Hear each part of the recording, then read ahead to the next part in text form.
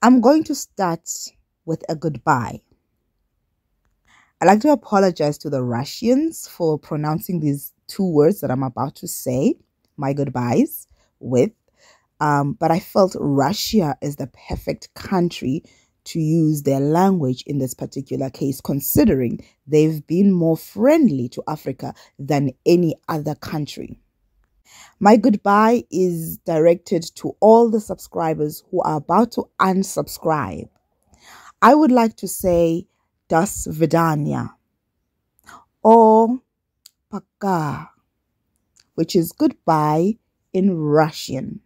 The third largest political party in South Africa has issued a statement after the passing of the Queen, which is known as Queen Elizabeth. So the statement goes this way. Thursday, 8 September 2022, EFF statement on the death of Queen Elizabeth. The Economic Freedom Fighters notes the death of Elizabeth Alexandra Mary Windsor, the Queen of the United Kingdom and ceremonial head of state of several countries that were colonized by the United Kingdom. Elizabeth ascended to the throne in 1952, reigning for 70 years as a head of an institution built up, sustained, and living off a brutal legacy of dehumanization of millions of people across the world. We do not mourn the death of Elizabeth because to us, her death is a reminder of a very tragic period in this country and Africa's history. Britain, under the leadership of the royal family, took over control of this territory that would become South Africa in 1795 from Batavian control and took permanent control of the territory in 1806. From that moment onwards, native people of the land have never known peace, nor have they ever enjoyed the fruits of the riches of this land, riches which were and still are utilized for the enrichment of the British royal family and those who look like them.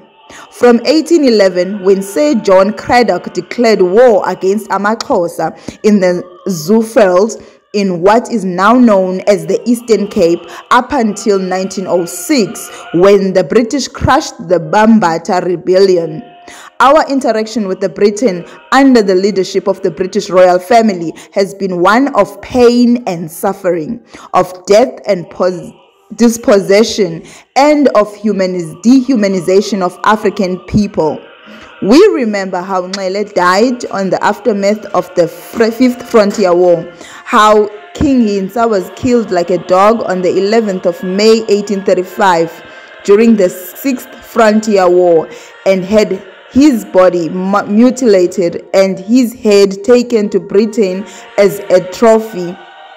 It was also the British royal family that sanctioned the actions of Cecil John Rhodes, who plundered this country, Zimbabwe and Zambia. It was the British.